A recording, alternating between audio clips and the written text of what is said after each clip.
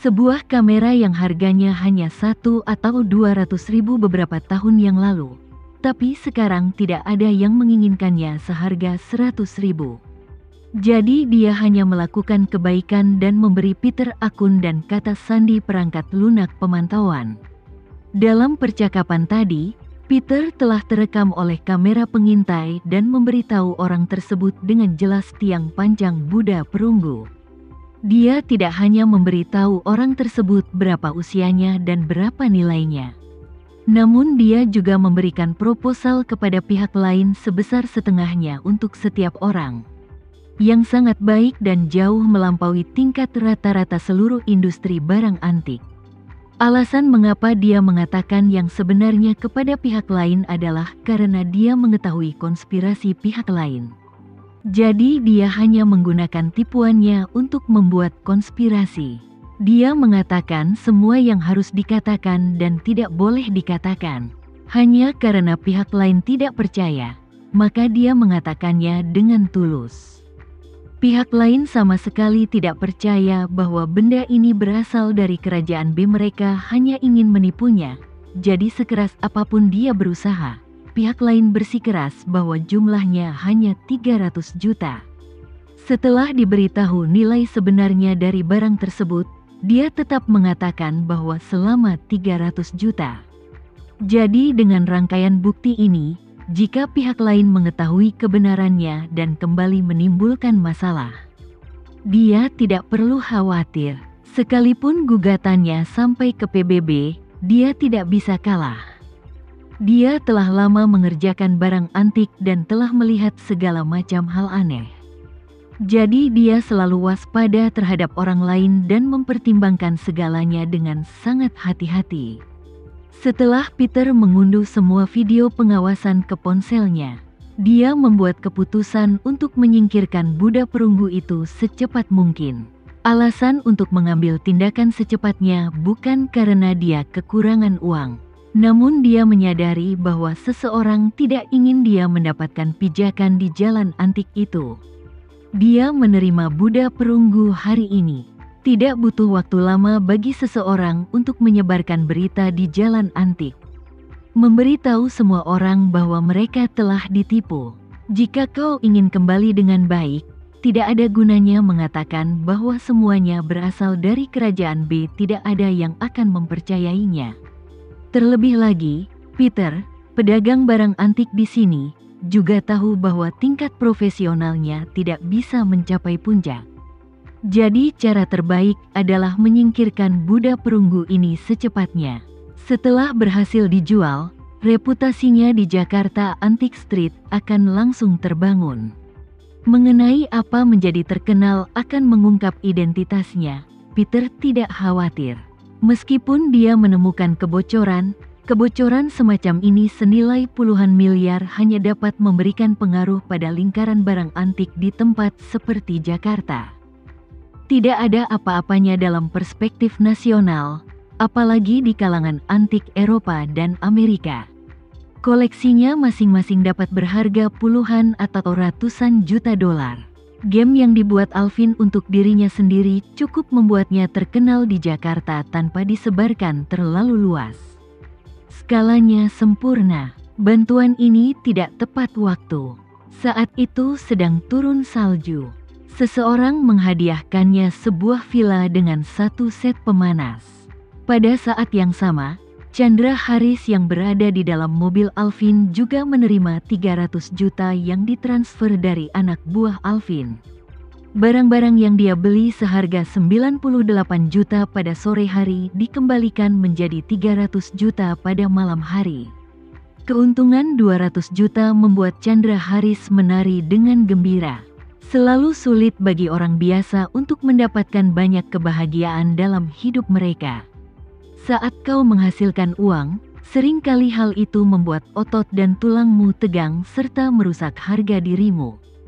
Seringkali, kau menghasilkan uang dengan berlutut, tapi hanya sedikit orang yang berlutut untuk memasukkan uang ke dalam sakumu. Meskipun pergi menjemput gadis akan memberimu kesenangan psikologis dan fisik, uang yang kau keluarkan akan membuatmu merasa tertekan tak terkendali. Selain itu, untuk mendapatkan kembali uang tersebut, kau harus menginvestasikan lebih banyak energi fisik dan mental di masa depan. Namun hari ini Chandra merasakan apa artinya merasa puas sepenuhnya. Dia menghasilkan uang, dan dia menghasilkannya sambil berbaring. Lebih penting lagi, dia menghasilkan uang dari musuhnya dan membalas dendam. Hal baik seperti ini sulit ditemui oleh orang awam. Kesulitannya setara dengan tidur dengan istri musuh. Istri musuh mengeluarkan uang musuh untuk membuka hotel. Setelah menghabisi istri musuh, dia malah mengambil uang suaminya dan memberikannya padamu. Chandra Haris, yang sedang dalam suasana hati yang baik, mau tidak mau memuji Alvin dan berkata sambil tersenyum. "Oh Alvin, kamu sungguh luar biasa, bahkan Rudy ditipu olehmu. Jika kau terus bermain dengan barang antik, siapa yang bisa bermain di seluruh jalan antik? Apa ini lebih baik dari apa yang kamu lakukan saat ini?" Alvin benar-benar lega karena dia tidak perlu lagi membayar untuk Chandra Haris. Jadi dia memujinya, "Selama Anda puas, Presdir Haris." "Sangat puas," Chandra tertawa. "Sekarang kita punya uang. Haruskah kita memberitahu seluruh industri barang antik Jakarta tentang mata-mata Rudy?" "Tentu saja," kata Alvin buru-buru. "Presdir Haris, jangan khawatir, saya sudah membuat semua pengaturannya." Petik 2 titik. Setelah itu, dia mengeluarkan ponselnya dan menelepon manajer Coki dari toko barang antik. Begitu telepon masuk, dia langsung berkata, "Rudy menghabiskan 300 juta untuk membeli Buddha perunggu. Kamu bisa menyebarkan beritanya ke dunia luar?" Manajer Coki telah memotong video pengawasan dan menunggu kabar baik tentang Alvin. Dia menonton video itu beberapa kali, dan semakin sering dia menontonnya, semakin dia mengagumi orang dalam video tersebut yang memiliki ketajaman untuk mengidentifikasi video palsu. Dia merasa penampilannya sangat mengagumkan dan dia adalah seorang master yang lengkap. Selain itu, semua detail dijelaskan dengan jelas dan logis tanpa kesalahan. Mendengar Alvin berkata bahwa Peter sebenarnya telah meninju Buddha perunggu itu, dia langsung bersemangat tak terkira.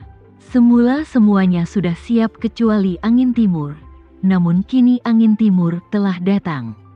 Maka, dia segera memanggil semua rekannya yang dapat dipercaya di hadapannya dan berkata kepada mereka dengan penuh semangat, "Saudara-saudara, cepat sebarkan berita ini, Peter buta.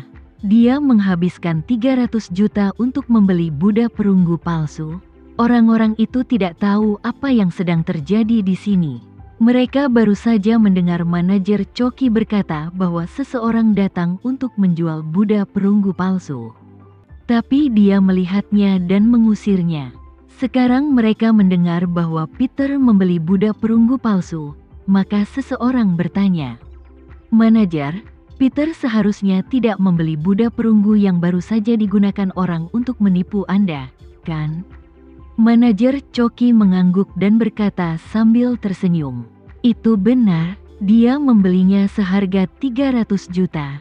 Meskipun jalan antik kita melihat seseorang ditipu, tapi ada kalanya tidak ada orang yang tertipu sedemikian rupa, bukan?' Itu, seorang pria berkata sambil tersenyum. Bisnis barang antik sulit dilakukan dalam 2 tahun terakhir, dan saya tidak bersedia mengeluarkan uang untuk mengambil barang yang hilang. Yah, dulu ada yang bilang sesuatu bisa dijual seharga 10 miliar. Dan Anda mungkin bisa menipu seseorang agar membayar 1,8 miliar. Kehidupan seorang pembohong tidaklah mudah." Setelah itu, pria itu berkata dengan ragu, "Berdasarkan kesan saya terhadap Peter, dia seharusnya tidak sebodoh itu, kan? 300 juta, dia tertipu dalam waktu sesingkat itu?" Manajer Coki berkata sambil tersenyum, "Oh, ini yang sering dikatakan orang tentang berburu angsa sepanjang hari." Dan angsa mematuk matanya. Peter baru saja kembali ke Jakarta Antique Street. Dan dia pasti berpikir untuk menyelesaikan kesepakatan dengan cepat dan menemukan kebocoran besar di jalan antik. Jika kamu berpikir seperti itu, kamu akan mudah tertipu. Seorang pelayan bertanya sambil tersenyum licik, "Manajer, mungkinkah Anda meminta seseorang melakukan ini?" Manajer Coki berkata dengan cepat, "Hei, hei, hei. Aku memperingatkanmu untuk tidak berbicara omong kosong. Meski aku sangat ingin dia keluar, aku belum memikirkan solusinya. Itu tidak ada hubungannya denganku jika dia memukul matanya."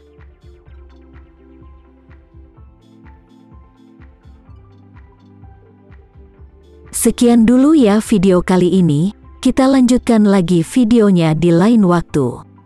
Oh iya, bagaimana menurut kalian? Semoga bisa sedikit menghibur kalian semua. Untuk teman-teman yang baru nonton, jangan lupa subscribe ya, hehehe.